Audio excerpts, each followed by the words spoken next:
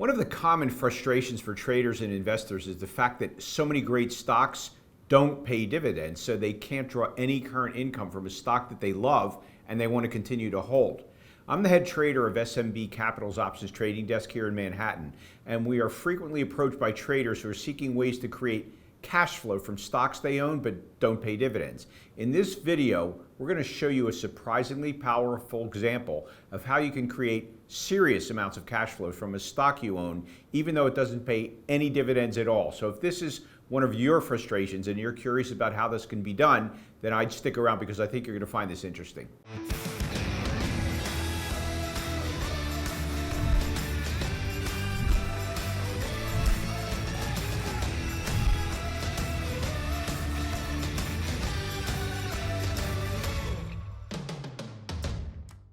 Hi, I'm Seth Freuberg, and I'm the head trader of SMB Capital's options trading desk. SMB Capital is a proprietary trading firm located in Midtown Manhattan, and we provide capital for options and equity traders from all over the world, trading both remotely and in our offices here in New York City. Now, I'd like to suggest that you click on our subscribe button right now so that you don't miss any of our free trading videos that we produce for traders and investors all over the world. They're really very valuable.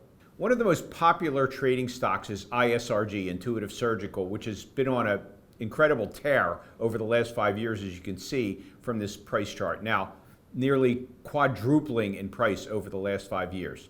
That's an impressive performance, but did you realize that ISRG does not issue a dividend at all? Well, there's a solution to this problem, and it's called a covered call. So let's first try to understand how a covered call works, and then we can delve into exactly how we could have applied this to ISRG over the last few years. So let's start by reviewing the basics of what a call option is so that there's no confusion when I explain how this strategy works.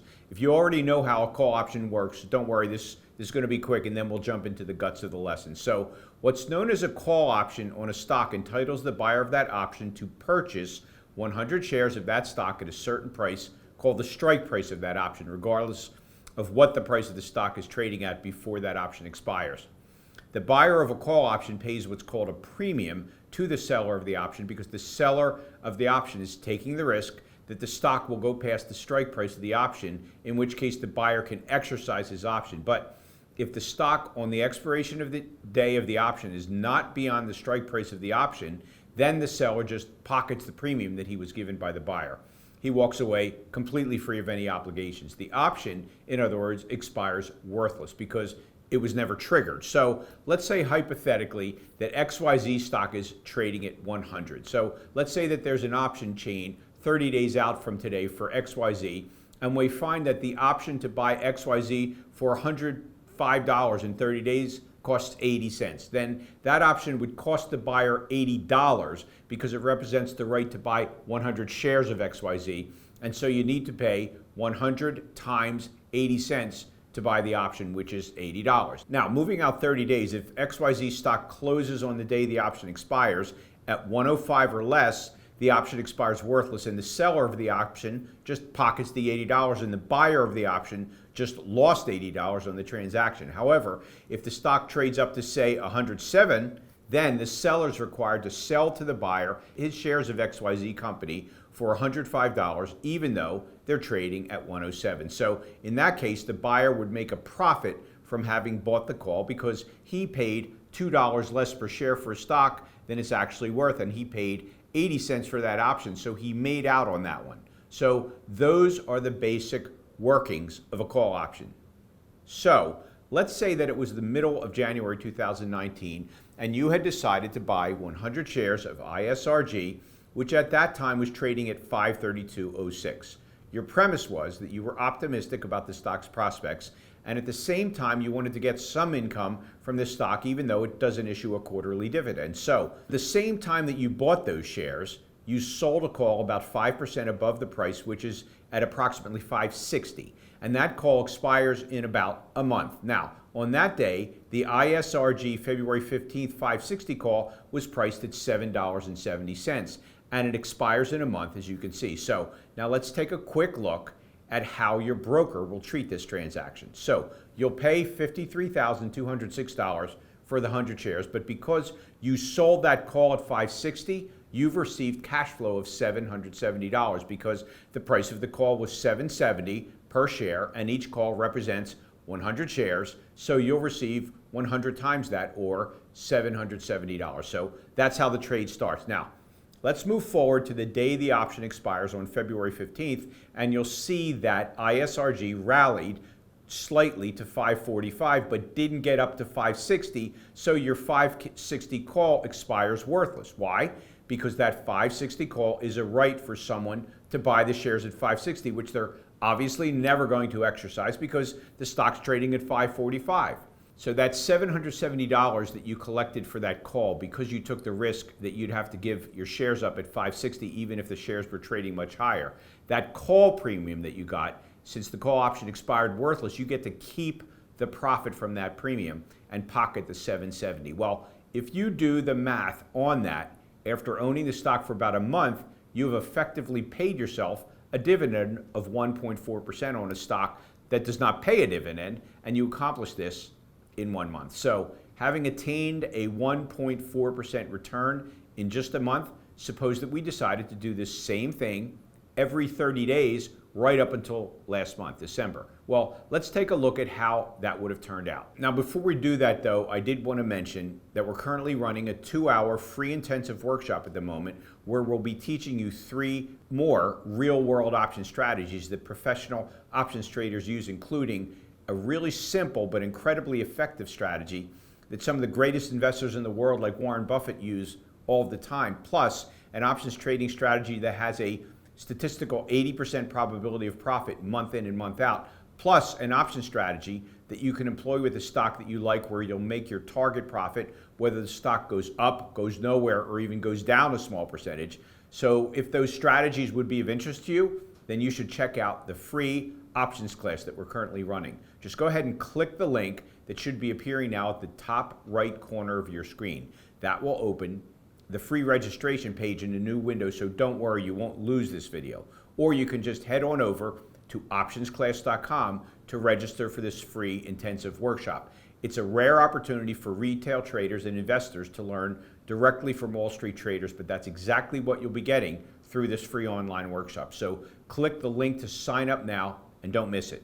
Okay, so let's take a look at how this program of selling a call about 30 days out and about 5% above the current market of the price of the stock would have played out month after month. So the next week after February 15th call expired, we sold the March 15th call about 5% above the market. Now, remember ISRG was trading at 545 at that point, so the call we would have bought 5% above the market is the 575, and that one sold for $395, as you can see, $3.95 times the 100 shares it represents. Now, if we move to the expiration of that option on March 15th, you'll see that ISRG actually did rally to 558. So while the stock rallied, it didn't quite make it to 575, and so that call up at 575 is obviously going to expire worthless as it's above the stock trading price and therefore wouldn't logically be exercised. So now, doing the math for the first 2 months, you'll see that we made another $395 from that March call,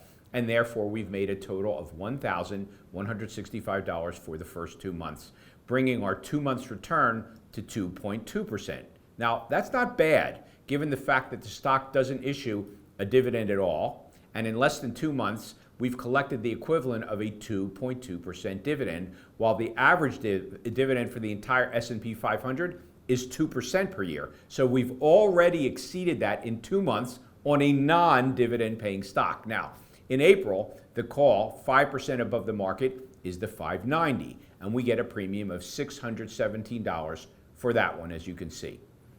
If we again move forward another 30 days, you'll see that ISRG actually sold off in this case, and so obviously the short call will expire worthless as it's way up at 590, way above where the stock's currently trading. And so now our scorecard after 3 months is over $1,700 in income and a return of 3.3%. Now, so that you won't be bored running through each month in detail, I can tell you that the year would have come out like this, having collected $6,077 by selling a covered call 5% above the market every 30 days and allowing them, in almost every case, to just simply expire. And that constitutes a return of 11.4% for the 12-month period on a stock which, remember, pays no dividend at all. Now, there will be cases where the stock will take off to the upside and the owner of the call will exercise his call and your shares will be sold for a price lower than the current price. But if that happens, you just buy back your shares immediately and resume your call selling program.